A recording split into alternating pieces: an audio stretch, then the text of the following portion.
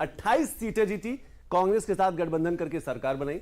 2015 में दोबारा चुनाव लड़ी, 67 सीटें जीती, सबसे ज्यादा सीटें 2015 में जीती। 2012 में 62। लेकिन 2024 के जो चुनाव रहा है वो कहा जा सकता है 2025 का कि 50 सीटें अरविंद केजरीवाल करे। लेकिन मिल्कीपुर की भी बात कर लेते हैं क्योंकि प्रतिष्ठा की सीट है।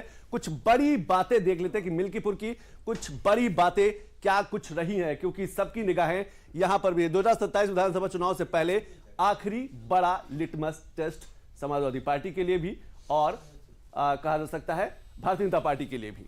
तो ये कुछ बड़ी बात है। बीजेपी सुशासन और विकास के एजेंडे पर चुनाव लड़ी है वहां पर मिल्कीपुर में, और इसीलिए पूरी ताकत के साथ बीजेपी और समाजवादी पार्टी दोनों दलों ने पूरी ताकत झोंकी है अकेली एक सीट पर।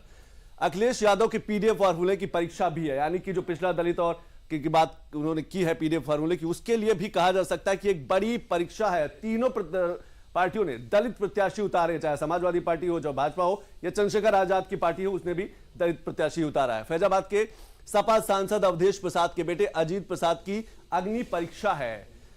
अवधेश प्रसाद तो लोकसभा में कहा उन्होंने जीत हासिल की थी, एक बड़ी जीत हासिल की थी अवधेश प्रसाद ने उस सीट से, लेकिन उनके बेटे के लिए बड़ी अग्नि परीक्षा। आजाद समाज के पार्टी के प्रत्याशी से सपा को वोट कटेंगे, क्या ऐसा होगा? ये हम अपने पैनलिस्ट से जरूर समझने की कोशिश करेंगे कि चंद्रशेखर आजाद की जो पार्टी उसके प्रत्याशी से कितना प्रभाव पड़ने वाला है और किस पर, बीजेपी पर या सपा पर।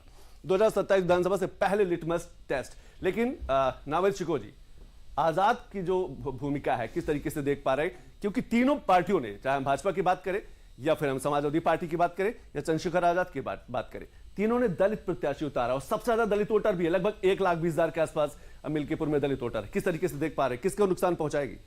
जाहिर सी बात है कि दलित वोट बैंक पर अखिलेश यादव की पूरी नजर रही है और उसको सजोने में पूरी कोशिश की गई है।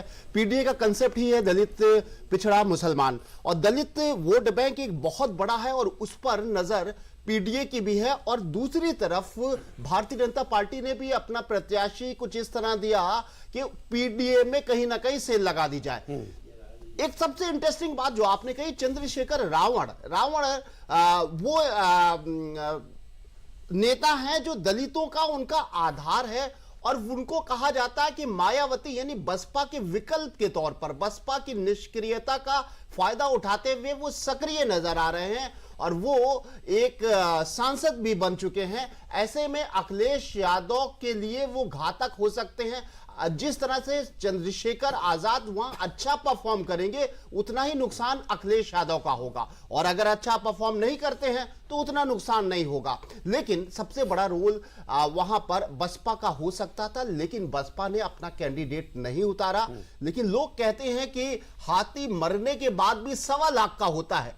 अब बहन जी का इशारा वहां पर क्या है, प्रत्याशी नहीं उतारा है, लेकिन कहीं ना कहीं अपने कैडर को